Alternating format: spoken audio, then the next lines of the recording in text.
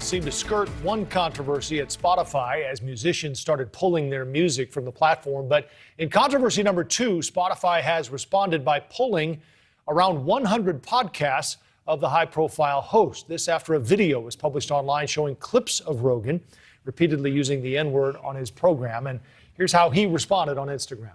Spotify CEO sending a memo to employees saying, while I strongly condemn what Joe has said, I realize some will want more. And I want to make one point very clear. I do not believe silencing Joe is the answer.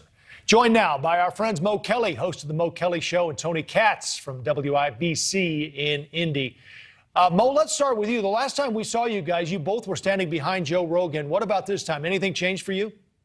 No, nothing. Nothing changes at all. I believe that capitalism is going to find its equilibrium. If Joe Rogan can make money for Spotify, he will stay there. And I would say this apology was the grand bargain, where you had an initial controversy, and like you said, now it's evolved and changed. And so with new controversy, there's new considerations. And so Joe Rogan should not, in my estimation, have apologized. They knew what they were buying for $100 million, and they got exactly what they asked for. Now people are digging in the crates and digging up things. I don't think he should have apologized, but whatever Spotify chooses to do, I support. Well, they've chosen to stand behind him, Tony. What does this latest debate come down to, in your opinion? Mo mentioned money, race, free speech. What is it for you?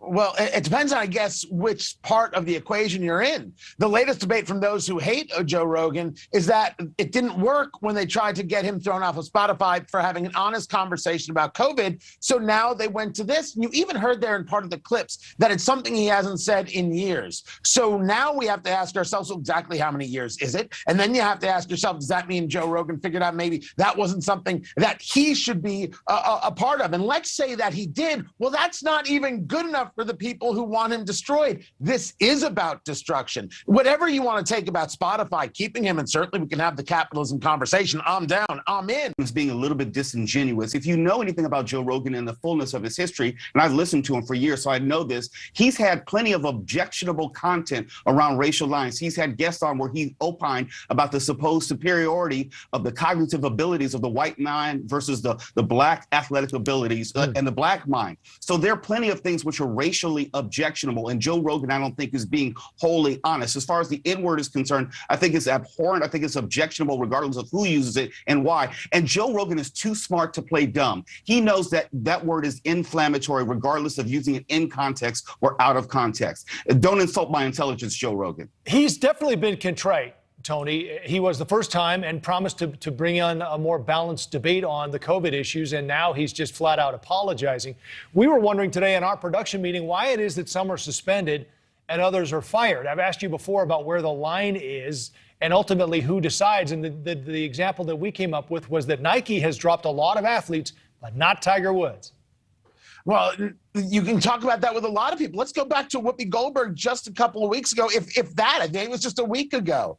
She really gets some radical thoughts about the Holocaust, gets a 2-week suspension. Gina Carano, who was working for Disney at the time, the same company, just put out 2 images and talked about how we have to treat each other better, but that was bringing up Nazi imagery, and therefore she was fired. It's not even a question of double standard. It's a question of, okay, how does this person fit into the box, and do we accept that person in this box or not? Is this person going to cost us too much money? Is this person dispensable, and can we destroy them for something that isn't worth destroying somebody for? Yeah. If we're now seeing the end of cancel culture, we're all better off. Mo, New Jersey, Delaware, Connecticut, and now California are lifting mask mandates in schools. Democrats need to understand that leadership is by example. And if they're going to talk the talk, they need to walk the walk, even if they don't believe it and it's insincere as far as their talk. And if you can't just give people the reason to not follow ordinances or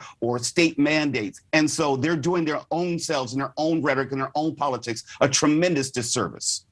All right, we're just hearing now that California is dropping its indoor mask mandate February 15th.